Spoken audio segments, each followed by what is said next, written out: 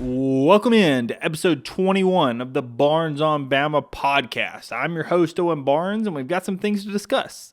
It's going to be a little bit shorter episode this week because there hasn't been a ton of news. There have been a few things we want to discuss, but want to do a little bit of quick housekeeping, and then we'll get right into the show.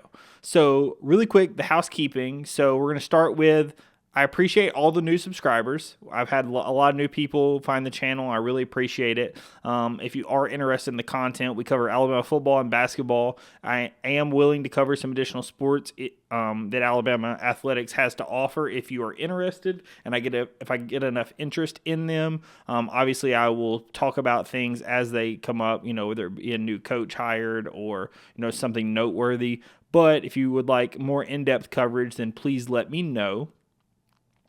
As it pertains to football and basketball, though, the content mostly resides here on YouTube and then on the Substack. On the Substack, you'll find written articles. Currently, the article series that we're going through is all the newcomers. So I've done the 4 newcomer transfers over the last 4 Tuesdays. Those come out Tuesday at 9 o'clock. We're going to be moving into the freshman newcomers next week, starting with Aiden Sherrill, and then Darian Reed, and just moving through the 4 freshman incoming guys. So that's what to be on the lookout for on the Substack. So if you are interested in following along with that, please give me a subscribe over there. I plan to also do a little bit of a deep dive on the coach that we're going to talk about here coming up that Nate Oates has officially hired and they've officially announced. I know we talked about it a couple of weeks ago, but they have fully made that official. So I will be doing a little bit of a write-up, and we're going to talk a little bit about him here coming up very soon.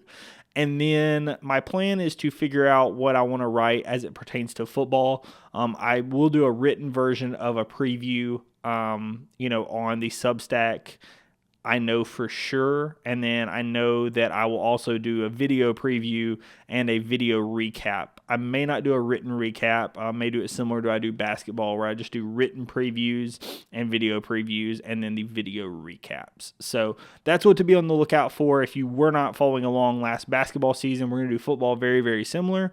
We're going to do an episode before every game and after every game, breaking down what you need to know, who the key players are on the other team, what to kind of be on the lookout for, what I'm hoping to see out of Alabama, and then a score prediction. So if you are interested in that, like I said, please subscribe, please follow along, and keep in touch with the content. But let's get right into the show. So we're going to start this week's episode with the news that I was just talking about as it pertains to Alabama basketball. So Nate Oates has officially hired Brian Adams as his 3rd assistant coach. And for anybody that follows along with the basketball team, you will know that the current 2 coaches that we have hired prior to Brian being hired were Ryan Pannone and Preston Murphy. Both guys were on staff last season, were on the Final Four run, and the spot that he was filling was the spot that was given up by Austin Claunch when he took the UTSA job. And it was kind of well known that Austin Claunch was probably going to be taking a head job. He had come from Nichols, had taken a step up in pay to be a coach under Nate Oates. And then when he was presented a UTSA job, he got he was willing to take that. He's a guy from Texas, so, he's back to his home roots. And so I thought that it's really, really good for him. So they replace him with Brian Adams, and immediately what jumps off the page is Nate Oates now has his 2nd NBA guy. He has Ryan Pannone, that's his NBA offensive mind, and now he adds Brian Adams, that's an NBA defensive mind. Both guys coming from a player development background in the NBA. Adams has been in the NBA over 10 years, coached under Doc Rivers mostly and in that organization, but has had a lot of experience with different organizations, be it G League and the full NBA, and just brings a level of experience and maturity to the coaching staff that I think is really something that they really were looking for. They were looking for a guy that focuses on defense at the level that Pannone focuses on offense. And what this has done is this adds Nate Oates 3 of the best people at their position in the entire country. You have Ryan Pannone. For anybody that knows him, he watches tons and tons of film. He's just a guru when it comes to offense. You add in Brian Adams, that Pannone has set himself as just kind of his level, just a guru when it comes to defense. And then you have Preston Murphy, that's, potentially the best recruiter in all of college basketball. So you've got those three guys, under Nate Oates, and it just has built like an absolute dream team staff. This is, in my opinion, easily the best staff that Nate Oates has had his entire time coaching, not just at Buffalo, but obviously here at Alabama.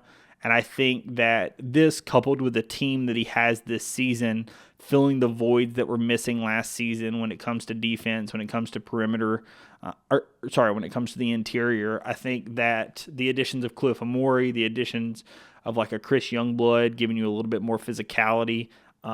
You have your incoming freshmen with Darian Reed and Aiden Sherrill. I think that the combination of all of these guys are really going to put together a team that's going to be a tough out this season, and I'm really excited for what is to come.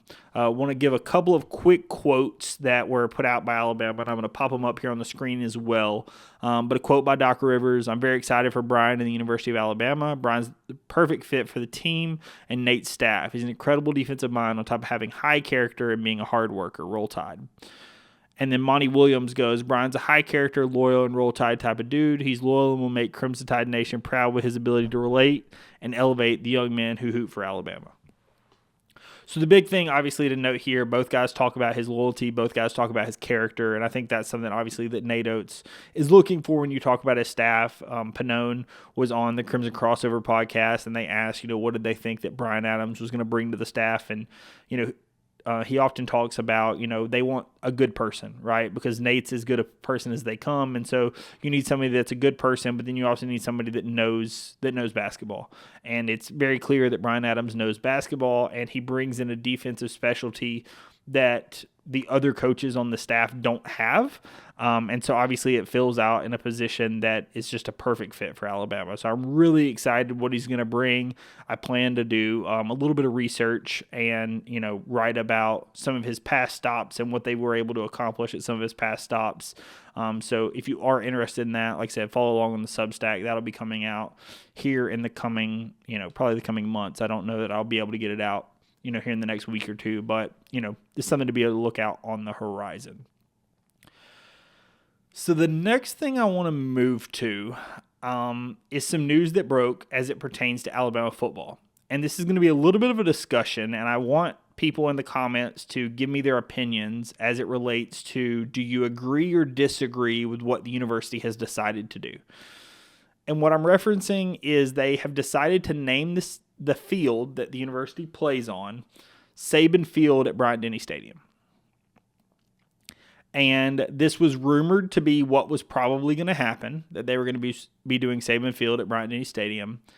And it shows that they have now added some verbiage onto the signage out front, onto the tunnel going into the field, as well as the inside the stadium on the video signage, that they're going to be adding the Saban Field at Bryant-Denny Stadium being the, kind of the official name of the building, so to speak, or of the playing surface. But the question becomes, is this enough? And the reason I ask the question is it's often talked about that many fields are named, especially in college football. Many of the fields are named after someone, similar to courts in basketball. The courts may be named, but it's not often the court or the field that's talked about. It's the arena or the stadium, right? So forever when people talk about where does the University of Alabama play, it will be Bryant-Denny Stadium. Many people's argument, and I think I do agree with this sentiment, is that it should have been Bryant-Saban Stadium or Saban-Bryant Stadium, depending upon, the initials and how they wanted it all to work out. I think that it would have made more sense to be Bryant-Saban Stadium. I completely agree with this also on the notion that if you know who Denny was, he was a university president. Now, he did a lot to bring football to the university, understanding that it was a growing game and it was something that the university would be potentially worth, putting some effort and additional resources into. That's why the stadium was originally named Denny Stadium and then Bryant-Denny Stadium. But because he was not a coach, I think it would make a little more sense to have him be just on Denny Chimes. Because he was the president of the university, and Denny Chimes has obviously significance as it relates to the university as a whole. Obviously, you tell the Denny family, nothing's happening to Denny Chimes. Obviously, he's forever going to keep Denny Chimes. But we're going to change the stadium to Bryant Saban Stadium to honor the coaches that coached in the building, not just the person that kind of helped get it all started. And I think that would have been a more substantial thing. It would have been something that would be more discussed. I understand why the university decided to go with Saban Field at Bryant-Denny Stadium. I don't think that it's a wrong answer. I think that they wanted to keep the tradition and wanted to keep the name as it was. And I understand that, right? But prior to Bear Bryant, it was just called Denny Stadium, right? Like, you decided to add Bryant's name on there. So you clearly are okay with changing some level of tradition by adding someone, right? I feel like doing the Saban Field just will not allow Saban it will obviously give him recognition. Him and Terry are both very happy with the recognition they've received. I don't think that he's someone that will argue, oh, I need the stadium, right? He's not that type of person. But I think that the stadium name would have been a little bit more fitting. Just because, like I said, he's a coach of the football program, as was Bryant. I think it makes more sense to have the two football coaches on the football stadium. Maybe you could do some other way to honor Denny. Potentially even do Denny Field at Saban Stadium, right? Like, because it's not talked about, if you want to keep Denny involved, right, put Denny on that. Because, again, the field that someone plays on is not going to be as discussed as the stadium in which it resides. So I would have preferred to see Saban's name put there. Like I said, I'm open to any and all conversations as it relates to this. Please let me know as to what your opinions are, because I'm sure that some other people are going to agree or disagree with me on that. I know the next round guys tend to agree as it relates to this. Some other people on Twitter, I've seen both sides of the fence on this, so I am curious what the comments have to say. So please throw them down there. We'll have a discussion. I do read all the comments, so if you are interested or have opinions, throw them down there. The next thing that I want to discuss, and it is as it relates to Alabama football, and it came out right before it came out right after I stopped recording, was that the SEC media came out with their all-SEC teams, their preseason all-SEC teams. I just wanted to list off some of the names that were on there, just because I didn't have a chance to go over them when we went over SEC Media Days last week. So I just want to wrap that up and make sure everyone's aware of kind of who the media predicted as SEC media last week. Also, Alabama was picked third in the SEC, with Georgia and Texas being the ones picked at the top, I believe. Yeah, so the all-SEC teams are, the first team was Tyler Booker, James Burnham, Nealon Hibbett, Deontay Lawson, and Malachi Moore. Second team, Caden Proctor, Parker Brailsford, Tim Smith, and Graham Nicholson. And then third team, Tim Keenan, Jihad Campbell, Damani Jackson, Keon Sabb, Jalen Milroe, Justice Haynes, and Jaden Roberts.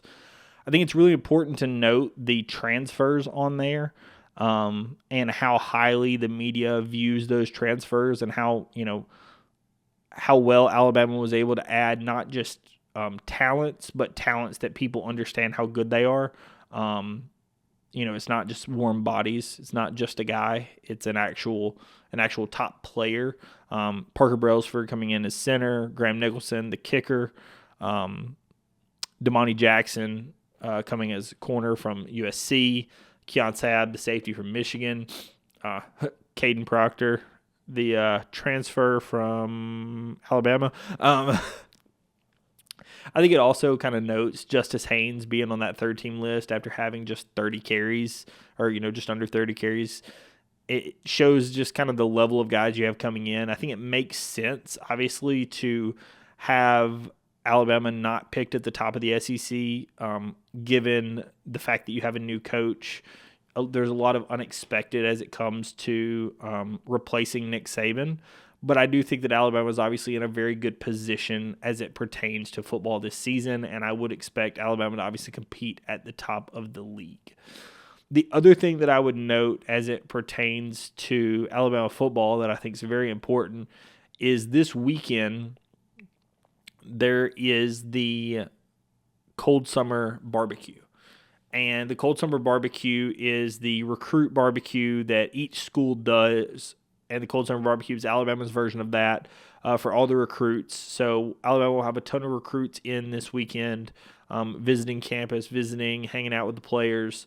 And it's something that I'm sure you'll see a lot of content about. You'll see a lot of different articles and videos about. So I just want to make sure that you're all aware. For anybody that has not followed along on the channel as it pertains to recruiting, I am not somebody that follows at a player-by-player level, at least on the YouTube channel. I obviously kind of do a little bit personally, but it's not something that I'm super well versed in as it comes to a specific player level. I kind of look at it at the macro level as to what is the staff and what is the team doing and what position groups maybe are they emphasizing, what coaches are they using to maybe emphasize certain areas of need.